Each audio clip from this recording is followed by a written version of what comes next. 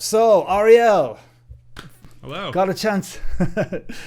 I've finally gotten a chance to meet you. There's really a ton that I want to get to and ask you about because you're not just a guitar player. So I Right. like how you had to check on that too. The cue card is like, you are more than just a guitar player. When was your first introduction to music? It sounds funny, but it basically started from birth. When I was 2 months old, I was already on a plane going to my parents' a gig they had, like playing a festival. My parents are musicians, so I was brought up in the shit right away. Accompanying them to their shows, just being a part of that and understanding concerts and performance and instruments and then when I was about, I want to say 6 or so, that's when I started on piano lessons, and I did that for about a year and a half, and then I switched over to guitar. And what do your parents play? My dad plays bass and my mom plays piano and accordion. And what kind of music do they play? They play all styles. The band is like a folk world music, a little bit of everything kind of band. My parents were like the singers. They sing in the band. Okay. But they play bass and accordion in the band. But they didn't do it full time. So like they were always home a lot, but they would always leave on weekends or during the summers. That's when festival season would be. So I'd often be traveling around with them for that and just getting exposed to all kinds of music and just like festival culture and all these things that I took for granted at the time. Like I kind of didn't want to be there as much as I appreciate that I was there now at the time, if that makes sense. Right. But I just don't know any different. Like that was just my upbringing. So the concept of people performing was there with you from the beginning. Yes and no. I knew that I wanted to play music and I knew that I wanted to play an instrument. I don't think I had the strong like pull towards performance for people until I got a bit older, like when I was maybe a young teen, when I started actually like school band or playing in bands with friends that when we performed for people, which I remember being nervous as hell for.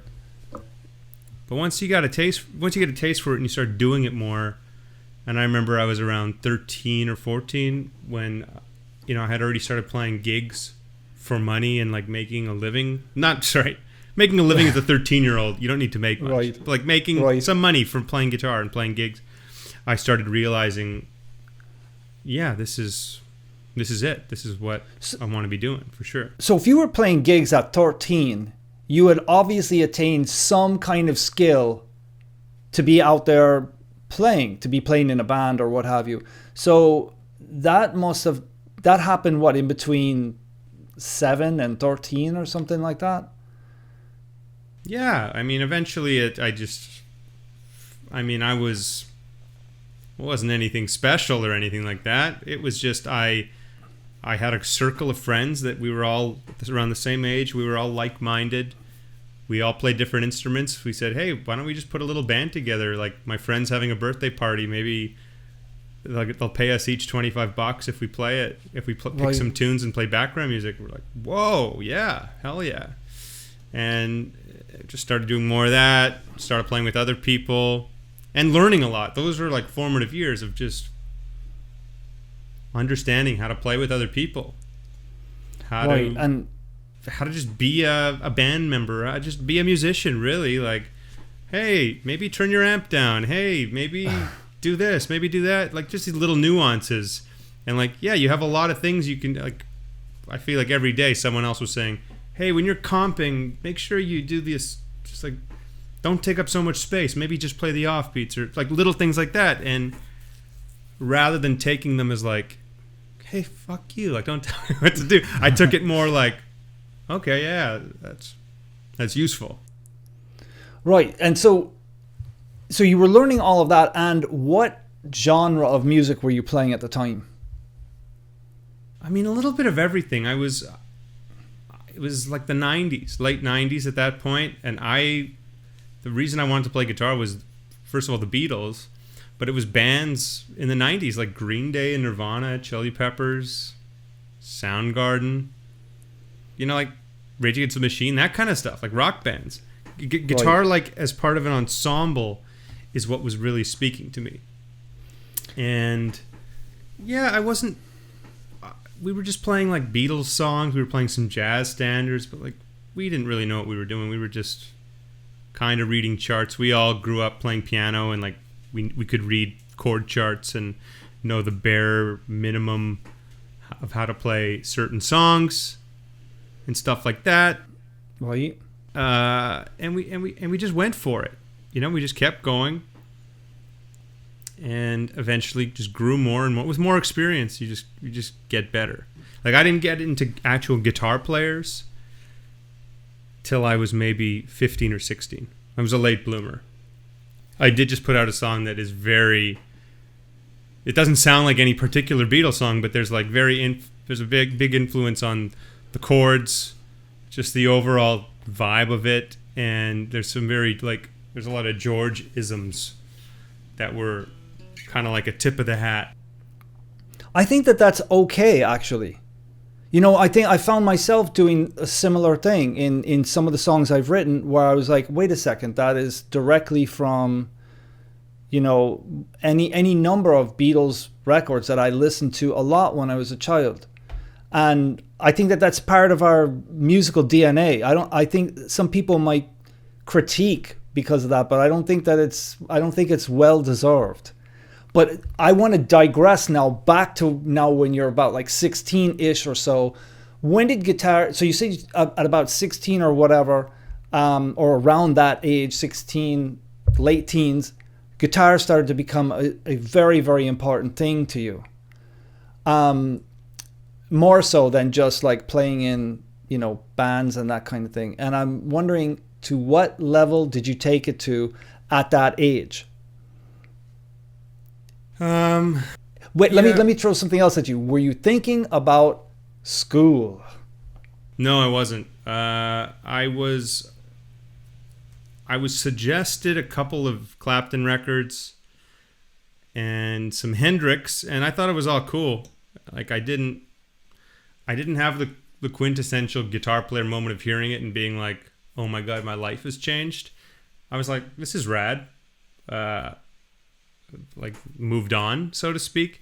But then I heard for the first time Scuttle Button by Stevie, and the first time I heard that, it kind of like knocked me off my chair. And it's not like at that age I thought I had like said everything I could say on guitar, but I was definitely in a spot. I'd been playing at that point for about maybe 8 years, and I was just feeling uninspired. Like I wasn't pushing myself in any way, and I wasn't actively trying to grow or evolve. And I just thought I was meant to sit in this region that I created for myself, which was just like this mediocre, I can play, I'm just getting by, doing what I do. And then I heard that for the first time. It knocked me off my chair, and it just like immediately, I was like, there is a whole world. I've been sitting in like a 3%, I've covered maybe 3%. There's so much more that like I have.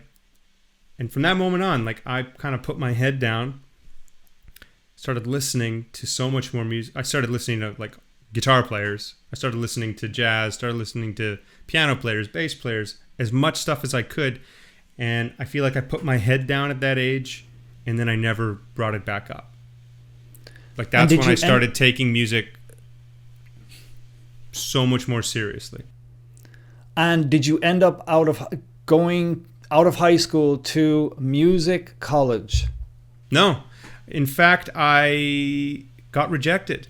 Me and a bunch of friends. And I'm so glad this ended up happening. Not that anything's wrong with music school, but it just wasn't right for me. Me and about 3 other friends who were all successful musicians who have had great careers so far and still to this day do so much more than, not that, again, I have nothing against music school. Specifically, this was a jazz program. My audition was okay. It was okay. It was good. And I remember just not freaking out, but like panicking on the theory exam. Like, I know theory. I put a lot of time into it. I never liked school, and I panicked. I bombed it, and I didn't get in. Funny enough, like I would play a lot of gigs from the school. The head of the program would call me for gigs still, even though I wasn't in the program or anything like that. And I'm glad I didn't go down that route. I don't think it was, not that there's anything wrong with it. I just don't think it was my path, you know? Well, this is great because so many people that I've interviewed as of recent have all gone to music school.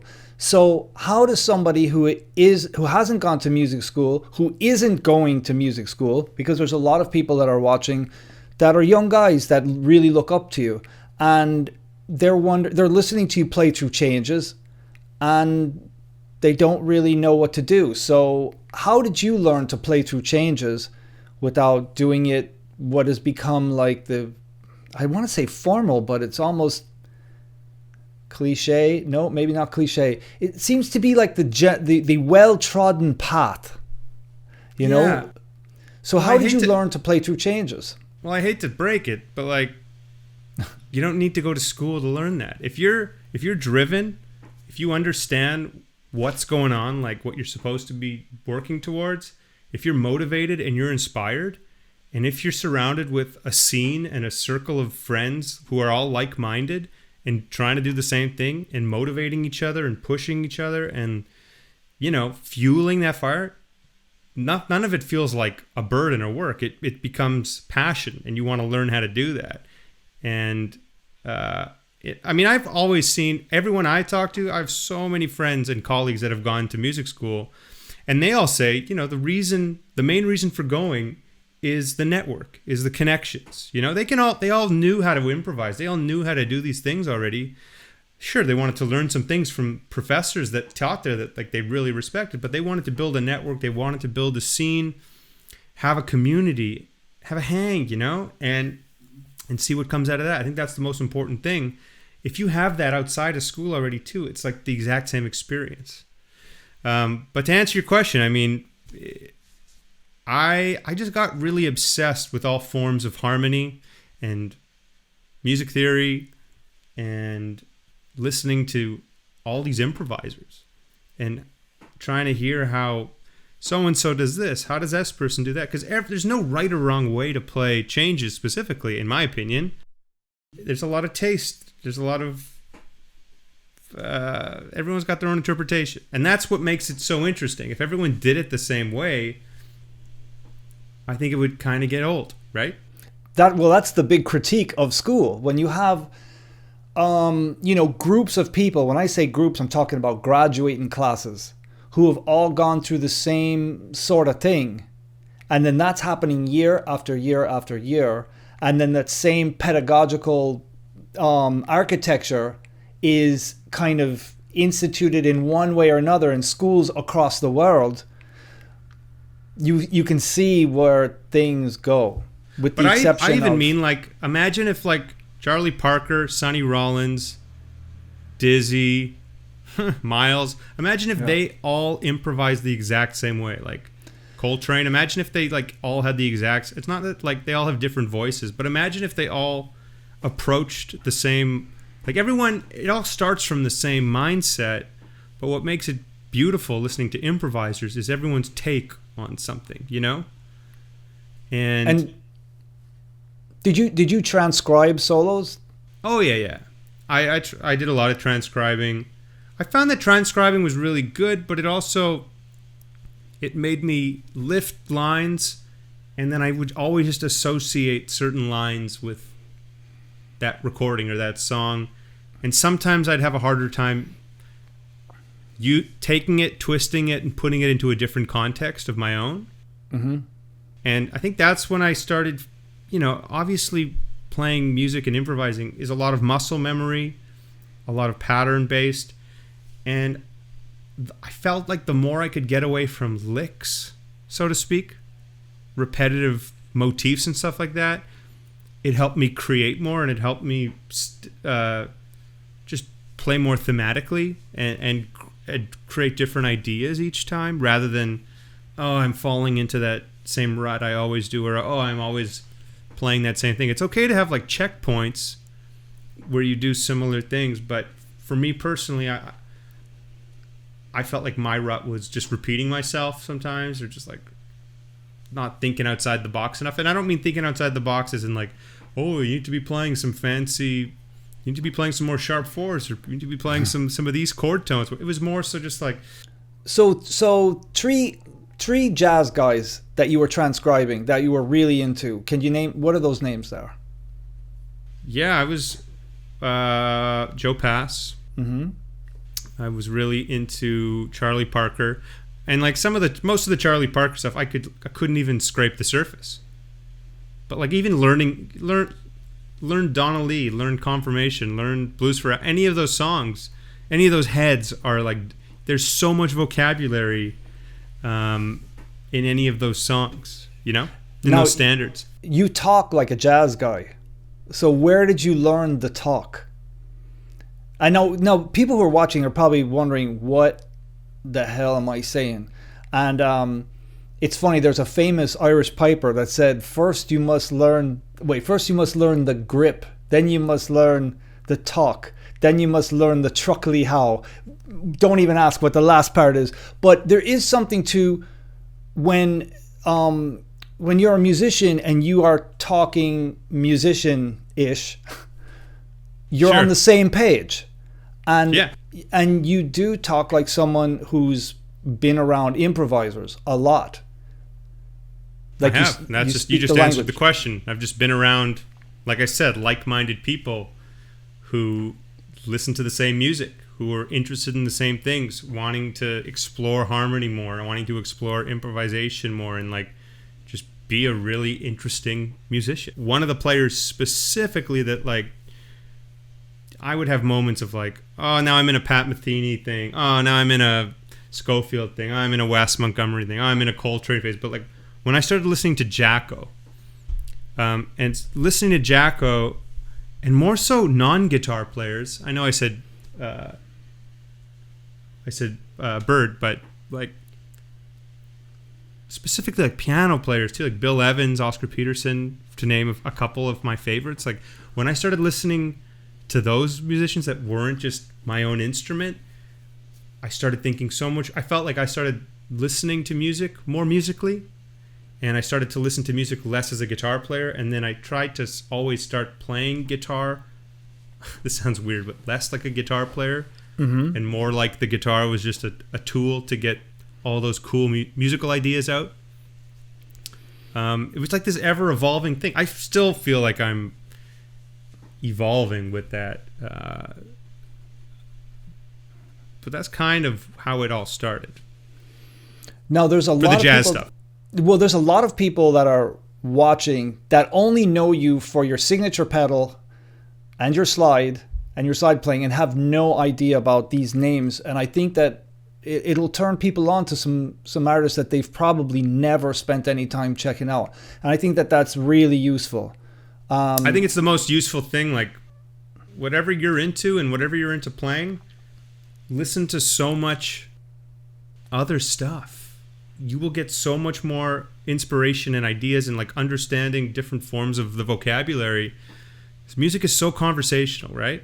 And if you only know how to speak one way, like have only one or two couple. Speaking of speaking, I can't talk today. Having just a couple of like different variations of slang, so to speak, you're gonna start repeating yourself pretty fast, just to be well-rounded. Music is so big and so dense, and there's so much in each genre that bleed into each other in a beautiful way, and it's there to be explored, and it's there like not to be close-minded. You're gonna have like your purists of each genre who say, oh, you can't be listening to anything other than that. Oh, like, you know. But for what I do, I get inspired and I get motivated by everything. Literally everything. I never like put my nose up at anything and say, oh, I wouldn't. Well, there's things I dislike, but that's just personal preference, like we all have. But with everything, there's something there to be, that could make you turn your ear and go, hey, that's interesting. I never thought of something like that way. The way the drummer's setting up a section of a song or an arrangement. Oh, listen how that singer is like, she's so dynamic in that first verse rather than just belting it. Like all these little nuances, so integral. And did you, when you were in your early 20s or maybe even younger, had you already started working on your singing? Yeah, I was also a late bloomer for singing. I started singing when I was 18, and I was always really shy to sing. In all the bands I played in, I would never sing, like not even background vocals. And for some reason, I just gave it a try when I was 18. I realized, hey, that wasn't so bad. It was actually kind of fun. You gotta get the first one out of the way and you realize it's not terrifying. And I didn't take any vocal lessons, but I just started singing all the time. Any opportunity to sing background vocals, I did that. Like, first of all, I should say I've always sung. I've always been a singer. But live and stuff, I never did it. I always just sang in my bedroom by myself. So it's not like I'd never opened my mouth in that way. But I started my own band, trio. I would book us 3 to 4 gigs a week. We'd play 3 sets of music, like obscure covers that I loved playing. That it was very self-indulgent stuff that we could all like blow over and stretch out, and I fronted and I sang. You were how old at that age when you started playing trio? 18, 19. That's really significant, I think. Yeah. Or had you been listening to those kind of blues influenced singers, like you said, when your parents started listening to music or had music playing when you were a child? Had that already been kind of seeping in? Maybe subconsciously. Like my parents grew up listening to the Beatles, and my mom loves like Carole King, James Taylor, like a lot of that great 70s music. And my dad, he ran a jazz show here in Canada on the CBC for almost 30 years called After Hours, and it was all jazz music. And that was where I kind of started hearing that. But again, I was kind of in my own world. Like I was saying, I was listening to a lot of mainstream rock music. But when I first heard Stevie Ray Vaughan and I started getting, oh my God, like my mind is being melted with all this stuff. And I had my circle of friends, as much as I was listening to Stevie Ray Vaughan, I was listening to Stevie Wonder. And as much as Stevie Wonder I was listening to Erykah Badu. And as much Erykah Badu as I was listening to like obscure Keith Jarrett records. And as much Keith Jarrett I was listening to bluegrass. I was listening to classical. I was listening to literally everything. As much as I could all the time. In fact, I was teaching guitar at a school kind of thing. And I remember literally going to the mall before, because it was right across the street from a mall. And I'd go and buy like 10 CDs each day I taught. Like I'd spend all the money I'd make teaching on CDs. It'd be like Bright Size Life, Jacko's first record. It would be it'd be Asia. It'd be Songs in the Key of Life. It'd be such a random, like eclectic mix of stuff. But I was obsessed. It'd be some Prince. It'd be D'Angelo. It'd be Jeff Buckley, everything. What was your experience playing trio in terms of holding everything down in the early days? Yeah, I loved it because there was so much space. There was no one. I love playing with another guitar player, playing with another, rhythm or chordal instrument to give you support, and vice versa, harmonically speaking. But as a trio, it was so fun because there was so much freedom to lead the way and like try things out and take things places. And if you have a good band and if you have people that are listening, that's the best attribute of a good band, or just people who are listening. They'll take it really interesting places every time. And there's no like stepping on each other because everyone's got a role, and it can be sparse or it could sound really full. And yeah, that was an integral time for me, just like learning how to play trio, learning everyone's role, but like knowing your space, knowing when it's okay to take up more space, knowing when it's not really necessary and needed. Mm-hmm. It's a beautiful thing. I know a lot of people don't like playing trio, and I just like it because I've always done it. I think I'm just so used to it. Sometimes when there's too many cooks in the kitchen, things, if people aren't listening and if people aren't playing together, rather obviously they're playing together, but like it really just comes down to serving the music. If you're not doing what's needed rather than just like doing everything you can, things can get messy sometimes. There's something beautiful, sacred, and beautifully empty about playing trio. That's good. So what, you did mention a great band, and I'm going to talk about that in 1 second, but what is your suggestion to guys just starting out, trying to do what you do when they're playing a trio? Like what suggestion would you have, or suggestions would you have for a guitar player wanting to cover all the things he has to cover aside from singing, if they're going to be a singing guitar player? What should they do? Where do they start? Well, you start by doing your research. Listen to all the great trios. Listen to Hendrix. Listen to Cream. I got a lot of influence from that Bright Size Life record with Pat, Jacko, and who was on drums again? Bob Moses. Yeah. And then Stevie Ray Vaughan was huge, and then like Robin Ford and the Blue Line, Mike Landau, like all these great guitar players were doing trio records, Doyle Bramhall, and then of course like in the more modern age, like when John Mayer started playing trio, that was a huge influence. Everyone just needs to listen to how all these people react playing in a trio. Listen to when they take up space. Like a good trio sounds like it's 5 people playing, not a 5, but 5 people playing. Do you know what I mean? You mean like a 5 on a scale of 1 to 10?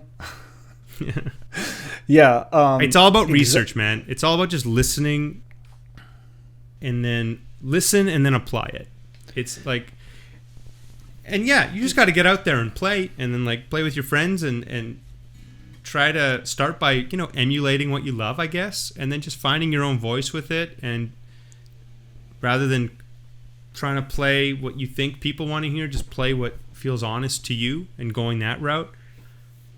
But just in terms conversationally with a rhythm section, they're going to have your back, assuming you're the guitar player, or if you're a piano trio, whatever. Like you just you got to make sure all the grounds are covered, because you are the only real harmony instrument, chordal instrument. And sometimes, yeah.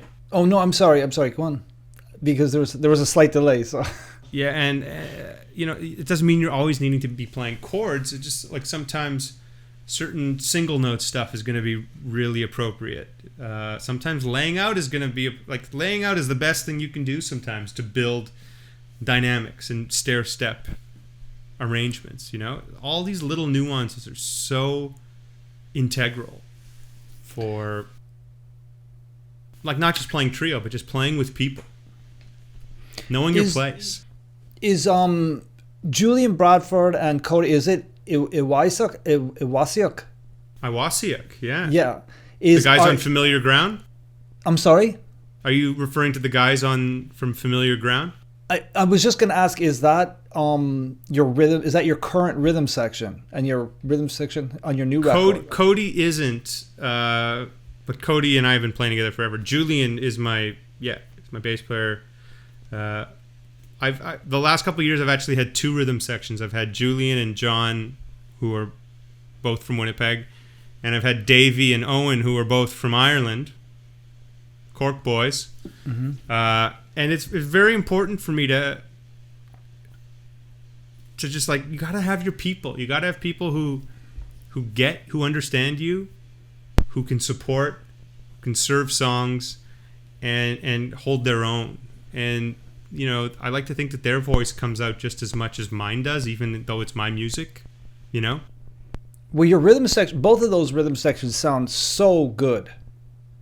They really they're sound great. So good. When I first heard you, I was like, who is that rhythm section? Get out of the way, Ariel. Who is that rhythm section? That's how I feel all the time. I would be, because first of all, one of the things that struck me is that I can't stand when I'm playing is bass players who don't realize they have low notes on the bass. And they're playing up at the top of the neck, like they just can't wait to play at the top of the neck all the time. Is for me, when I play trio, I find it incredibly irritating, especially when they're playing in my register for like bar after bar after bar. It's all about listening, man, and it's all about restraint. That goes for any instrument. I find that I feel like I've seen so many more bass players live on like the fifth string, because it's just so low and satisfying, you know? And like the more you do something like that, the less special it becomes. Yeah. Right? I always say, just like, don't give it away. Just the less you do it, the more impact it'll have. Everyone says less is more, but it really is true. And it's hard to hold back.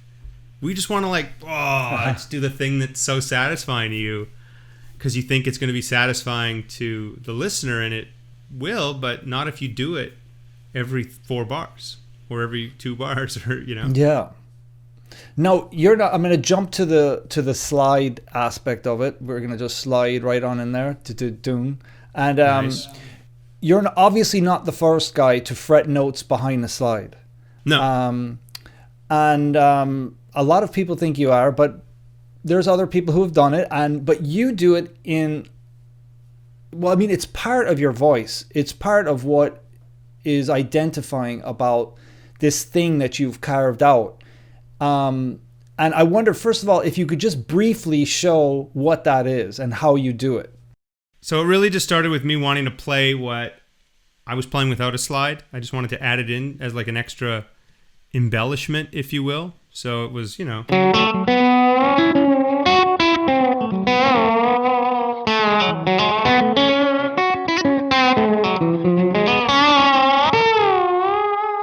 And then like the pedal steel kind of.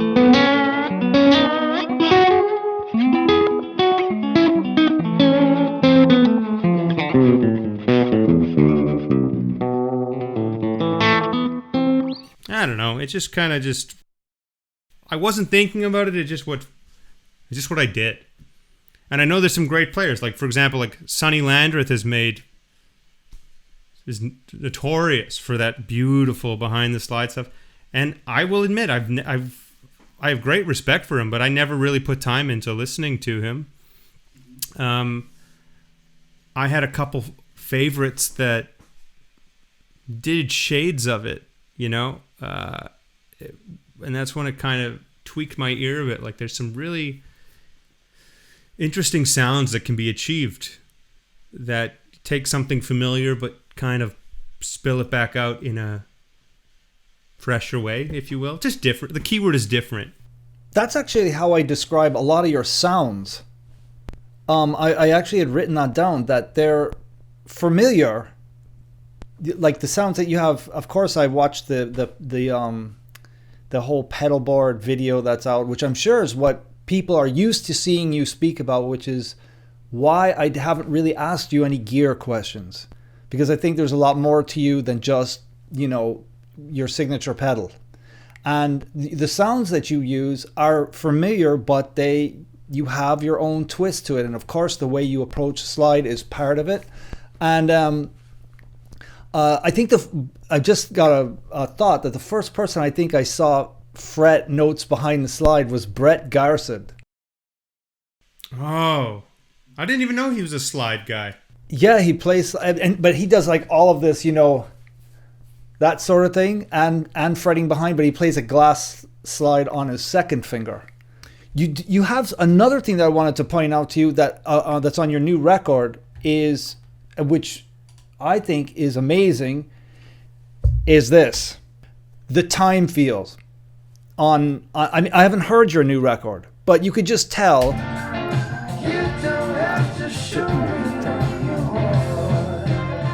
if there's a lot of subtlety to it, there's a lot of complexity to it, there's a lot of sagging, and in a good way. And I mean, I really think, laying back. I mean, first of all, just have a good rhythm section.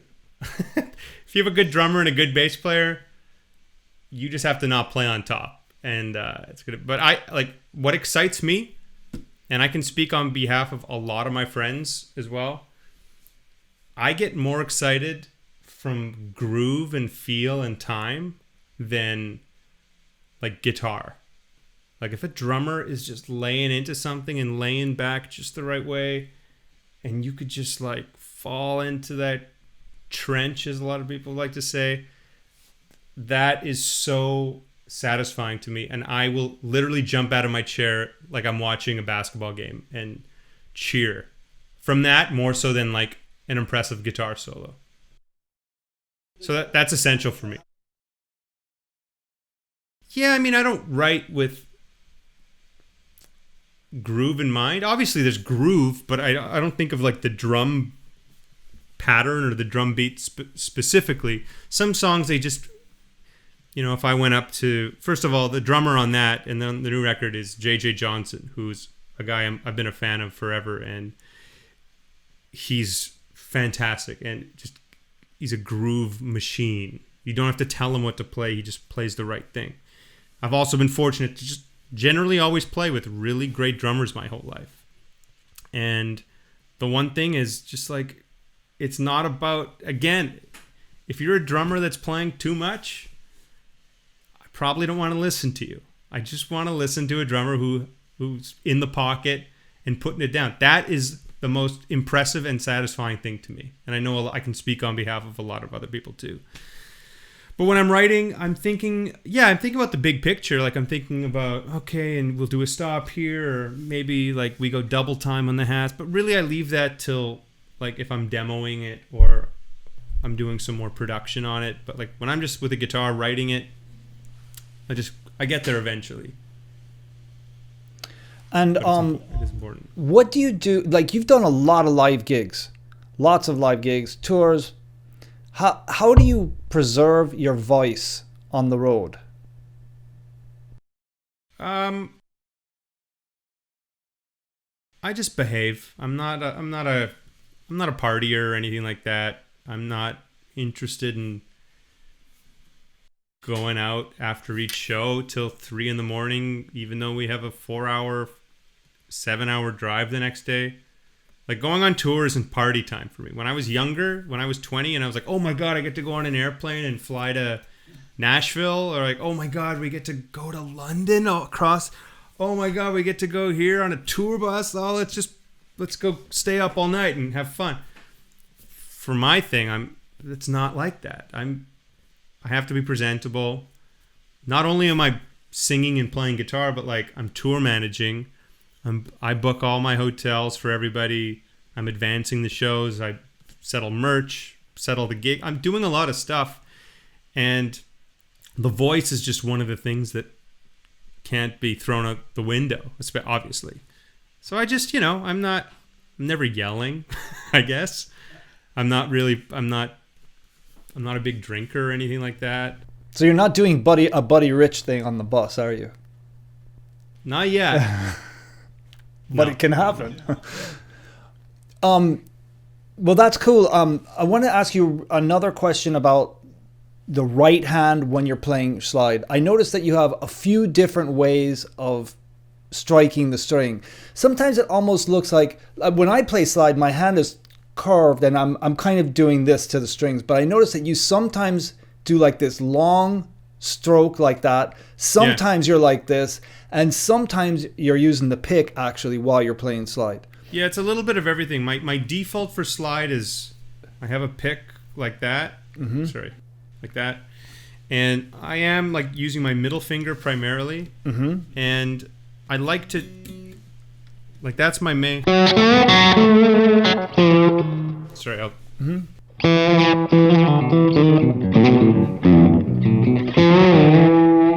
Now, the important thing with me playing with the middle finger, first of all, it just feels the most comfortable. and I can mute all my strings. So like if I'm playing, let's say, the second string, I call it sandwiching. I'm holding the first and third string so that I'm playing every string right now. You're not going to hear any of it.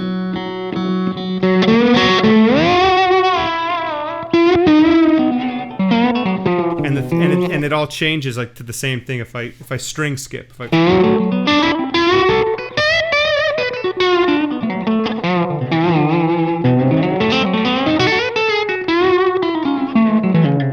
You know, it's the same thing. And then if I want to switch to the pick,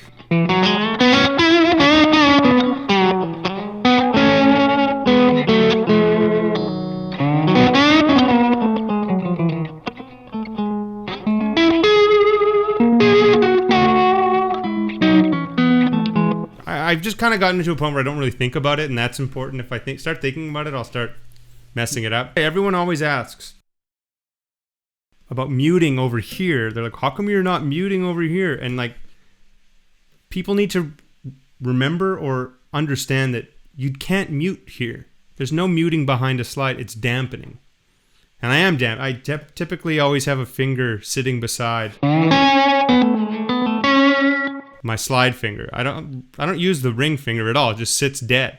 I really just use the middle and index. So just so everyone knows, it's dampening here, muting here, just in case. I think that you probably have blown the reality out of some people who've been trying to figure this out. Even with just, I mean, at least that's what I find, that you could just say the smallest thing, and there could be that one guy trying to figure out your stuff, and he's now like, oh my God, thank you, Ariel. You've just... Hey, it's not my secret or anything like that. Take it and make it your own. That's what it's all about. Are you using your signature pedal on your board all the time? Yeah, it's usually on whatever pedal board I'm using, yeah. If somebody wants to study with you, take Skype lessons or what have you, can they? Yeah, in the current world conditions that we're in, I have been doing a lot more online lessons than I usually do. So I'll typically announce them on my my pages like every month and a half or so. Mm-hmm. So feel free, if you can write me on Instagram or something like that, or go to my website. You can write me there if you want to do a lesson. Fantastic. I've been enjoying them. They're fun. I always do enjoy them. And you have transcriptions also on your site? I have transcriptions of my music, yeah. And is that something that you do?